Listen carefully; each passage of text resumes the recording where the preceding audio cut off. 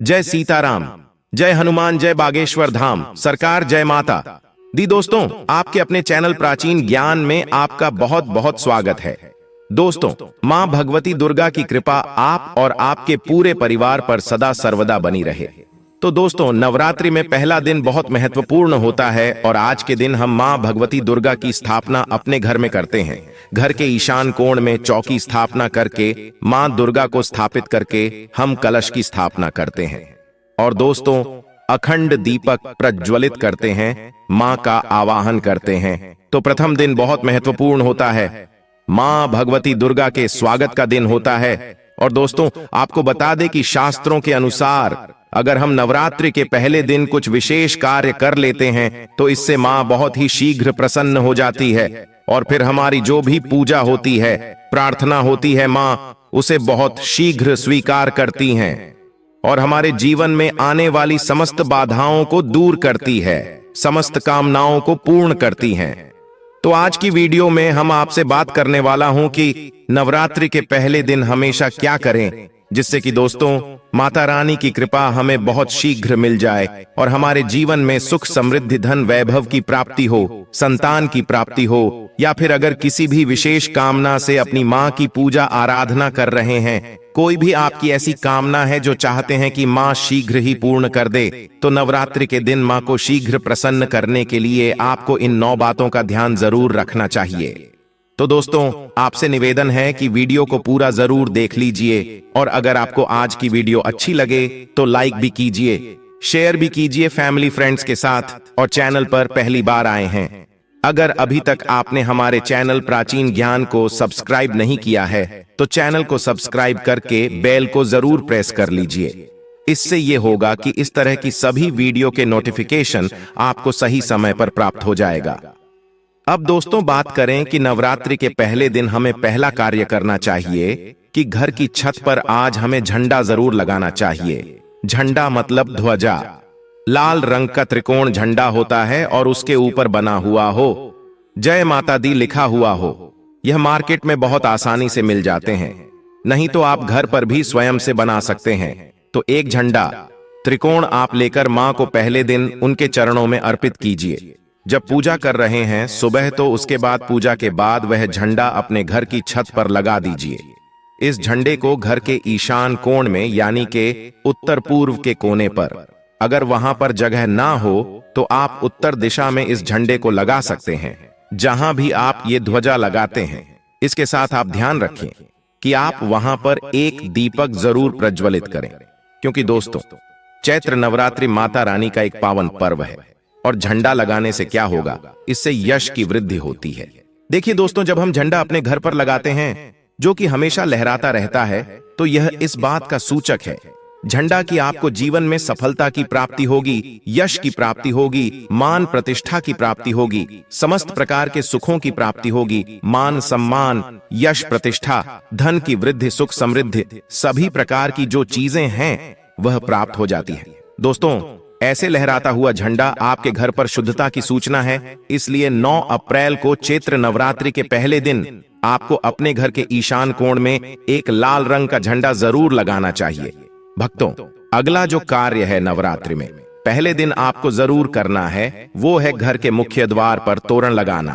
तोरण क्या होता है, देखिए, आम के पत्ते लीजिए। जब हम पंच पल्लव के लिए भी आम का पत्ता लेते हैं, वहीं आम का पत्ता चाहिए हमें और थोड़ा सा अधिक मात्रा में आप लेकर आइए, उसे साफ धो लीजिए। धोने के बाद उस पत्ते के ऊपर आपको श्री लिखना, पत्ते पर आपसी में लिखे, और जितना भी बड़ा आपका मुख्य द्वार हो उसके अनुसार एक धागा लेकर, और लाल धागा ले सकते हैं, पीला धागा ले सकते हैं, इस प्रकार से किसी भी रंग का धागा लेकर आप इन सभी पत्तों को एक माला के स्वरूप में बना लीजिए और उसके बाद यह अपने घर के मुख्य द्वार पर लगा दीजिए। दोस्तों, श्री पत्तों पर कुमकुम से लिख दीजिए या हल्दी से लिख दीजिए, इसी लगा दीजिए। इससे क्या होगा कि जब भी आप किसी दरवाजे पर कहीं तोरण लगा हुआ देखते हैं, आपको क्या लगता है, पहले ही सूचना में यह लगता है कि इस घर में कोई शुभ या मांगलिक कार्य हुआ है।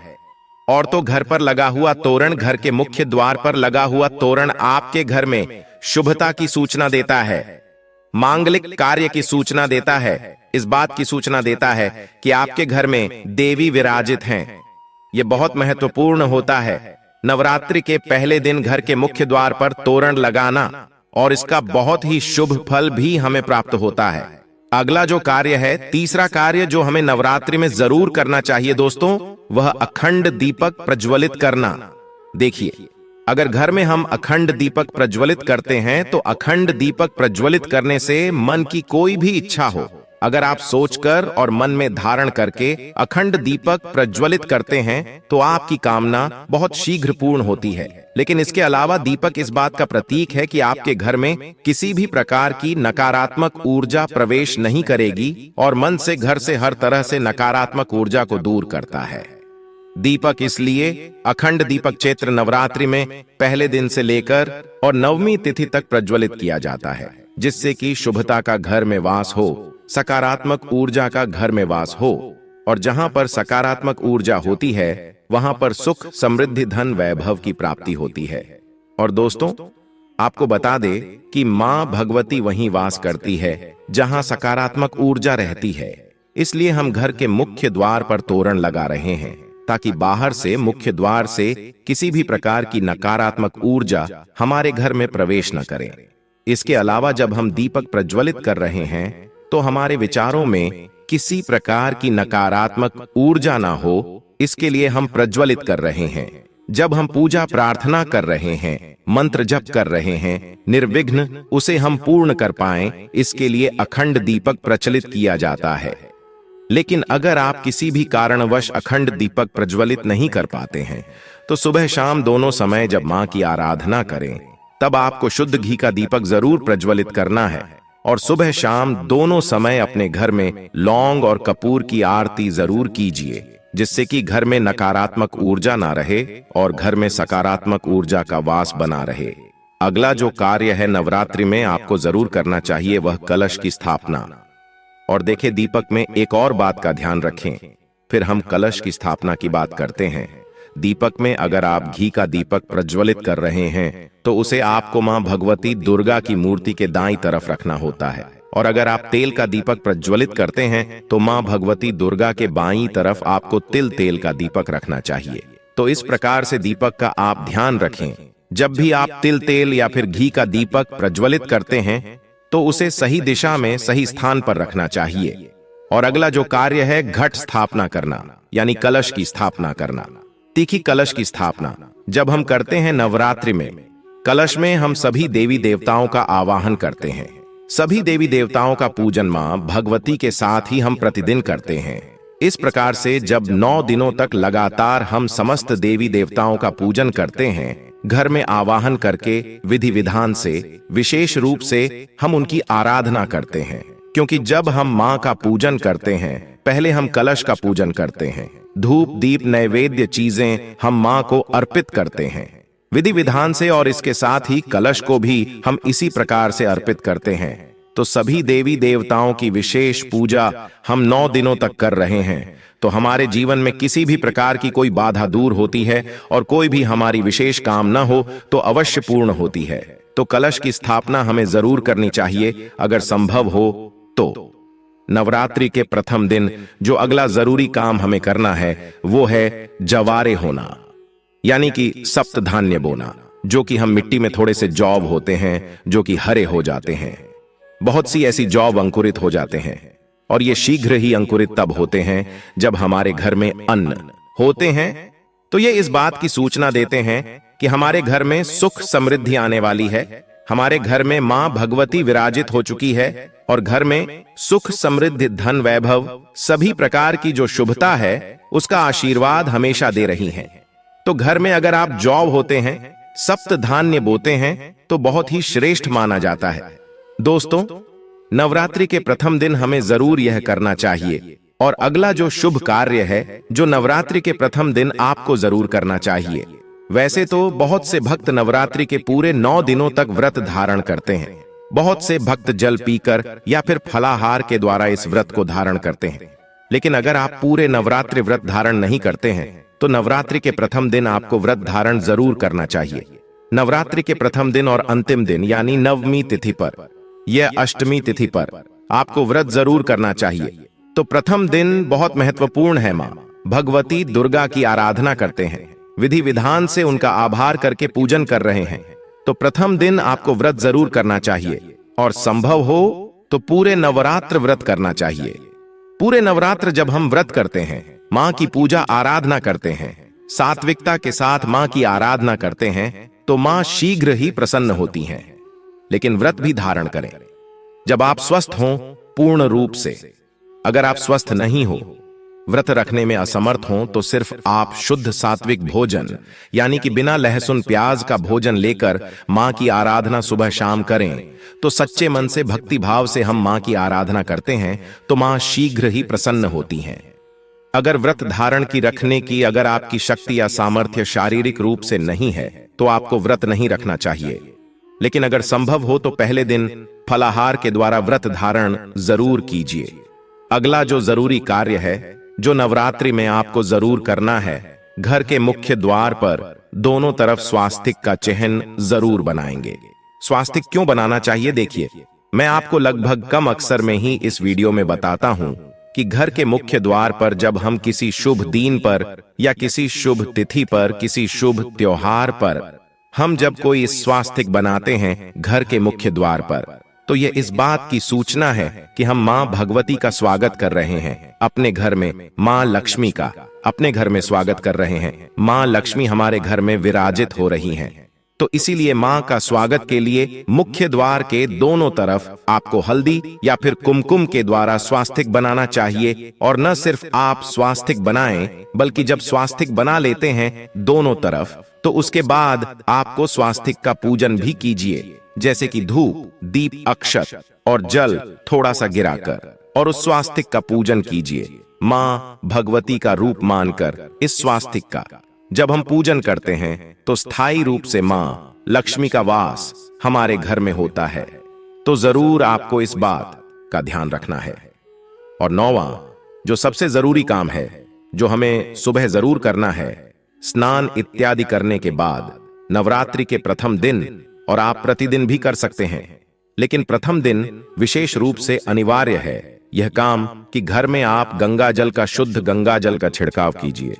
गंगा जल ना हो तो आप शुद्ध जल भी अभिमंत्रित करके, जैसे मां भगवती के पास, अब थोड़ी देर तक उस जल को रख दीजिए। उसके बाद आप जैसे मंत्र जप वगैरह करते हैं, विधि विधान से पूजा करते हैं, तो वह जल अभिमंत्रित हो जाता है। उस जल के द्वारा पूरे घर में, घर के कोने कोने में, मुख्य द्वार से लेकर हर तरफ उस जल का छिड़काव कीजिए, जिससे कि घर में सकारात्मक ऊर्जा का वास हो। और जो भी हम मंत्र जाप कर रहे हैं, अनुष्ठान कर रहे हैं, माँ की आराधना कर रहे हैं, उसमें किसी प्रकार की कोई बाधा ना आए। इसके लिए घर से नकारात्मक ऊर्जा का दूर होना अत्यंत ही आवश्यक है। और घर में सकारात्मक ऊर्जा जितनी अधिक रहेगी, उतना अधिक समय तक, उतनी अधिक सच्चे मन से हम माँ की आराधना कर पाएंगे। नकारात्मक ऊर्जा की वजह से हमारी पूजा में, हमारी प्रार्थना में, मंत्र जप में बाधाएं आती हैं। इसलिए इन बाधाओं को दूर करने के लिए नवरात्रि के प्रथम दिन यह नियम बनाए गए हैं कि अगर हम विधि विधान से इन 9 नियमों का पाठ नवरात्रि के पहले दिन कर लेते हैं, तो पूरे नवरात्रि हम माँ की आराधना निर्विघ्न कर पाते हैं। और इस प्रकार से जब हम माँ की आराधना करते हैं निर्विघ्न भाव से, मतलब किसी प्रकार की कोई बाधा ना आए आपकी पूजा में, मंत्र जाप में और अनुष्ठान में, तो आपकी पूजा संपन्न होती है अच्छे से और सफलता की भी प्राप्ति होती है। तभी जब हमारी पूजा अच्छे से संपन्न होगी, तभी हमें माँ का आशीर्वाद भी प्राप्त होता है। इसलिए बहुत आवश्यक है इन नियमों का पालन नवरात्रि के प्रथम दिन करना। दोस्तों, अब आपको नवरात्रि की पूजा, समय और शुभ मुहूर्त के बारे में बता देते हैं। दोस्तों, इस बार नवरात्रि पूरे 9 दिनों तक मनाई जाएगी, न एक भी दिन कम न ज्यादा, पूरे 9 दिनों तक मनाई जाएगी। मां शेरावाली की विशेष रूप से पूजा आराधना की जाएगी।